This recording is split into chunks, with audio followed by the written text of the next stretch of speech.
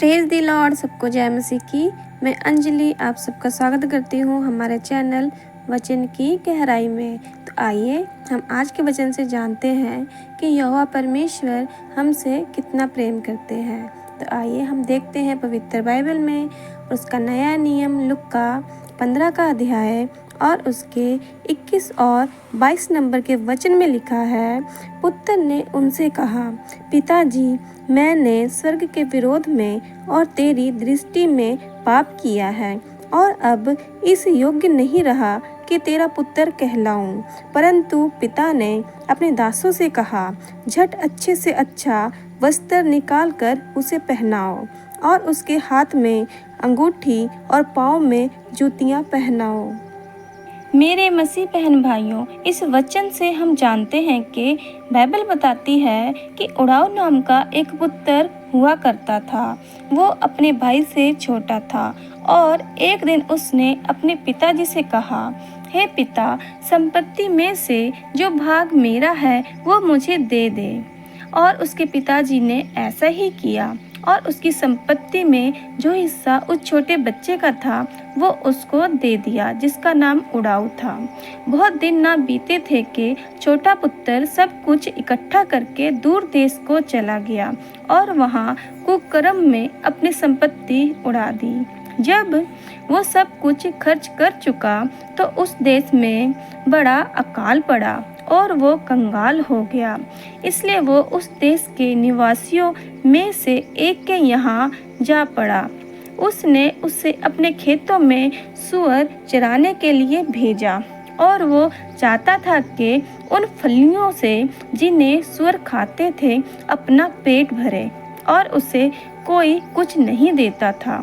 जब वो अपने आपे में आया तब कहने लगा, मेरे पिता के कितने ही मजदूरों को भोजन से अधिक रोटी मिलती है और मैं यहाँ भूखा मर रहा हूँ।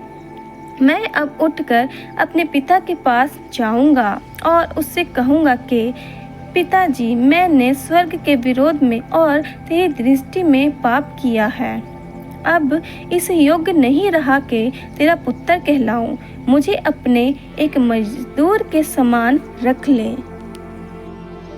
तब उड़ाऊ पुत्र ये कह के वहाँ से उठा और अपने पिता के पास चलने के लिए तैयार हुआ और वो अपने पिता की ओर फिर गया।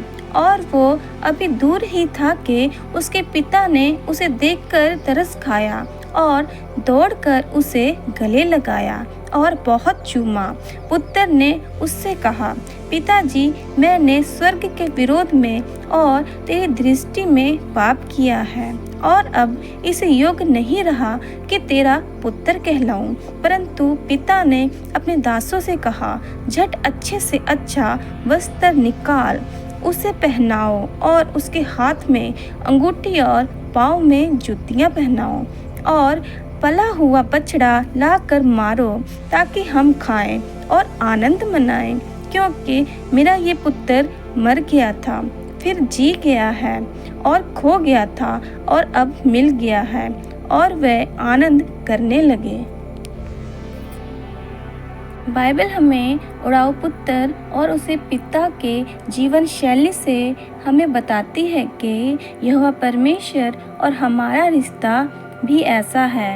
यहोवा परमेश्वर हमें बहुत प्यार करते हैं और हमारे गुनाहों को माफ़ करके हमें वो सब कुछ देना चाहते हैं जो हम उनसे लेना चाहते हैं, और वो हमारी हर एक गलतियों को माफ़ करते हैं। उदाहरण के तौर पर देखते हैं कि जब एक बच्चा अपनी माँ को छोड़ के चला जाता है और वो किसी भी हालत में रहे, उसकी माँ को उसकी चिंता होती है, और वो बच्चा जब अपनी माँ के पास दोबारा लौट कर आता है तो वो माँ उसे सब गुनाहों से माफ़ करती है और उसे फिर से अच्छे वस्त्र, अच्छा खाना और लाड़ दुलार करती है। तो आइए हम इस वचन को अपने जीवन में उतारें और यहोवा परमेश्वर से अपना रिश्ता अच्छा बनाएं। तो आइए आगे हम प्रार्थना में चलते हैं और जानते हैं कि कैसे हम उड़ाऊ पुत्र की तरह अपने गुनाहों से तौबा करके यहोवा परमेश्वर से अपना रिश्ता मजबूत कर लें और अपने आशीषों को दोबारा से पा लें। तो आइए हम सब अपनी आंखें बंद करते हैं और प्रार्थना में चलते हैं। हे यहोवा परमेश्वर जी, मैं अपने सारे गुनाहों की आपसे माफ़ी मांगता हूँ और विश्वास करता हूँ कि आपने मेरे सारे गुनाहों को माफ़ किया। और ये प्रार्थना मैं अपने मुक्तिदाता यीशु नासरी के जिंदा जलाली नाम से मांग लेता हूँ, आमीन। इस वीडियो को आप अपने साथ जुड़े सभी मसीह बहन भाई तक पहुँचाएं ताकि वो भी आज के वचन और प्रार्थना के द्वारा अपने गुनाहों से तौबा करके यहोवा परमेश्वर से अपना रिश्ता मजबूत बना सकें। और इस वीडियो को ज़्यादा से ज़्यादा शेयर करें, लाइक करें, कमेंट करें और वचन की गहराई को समझने के लिए मेरे चैनल में बने रहें। सबको जय मसीह की।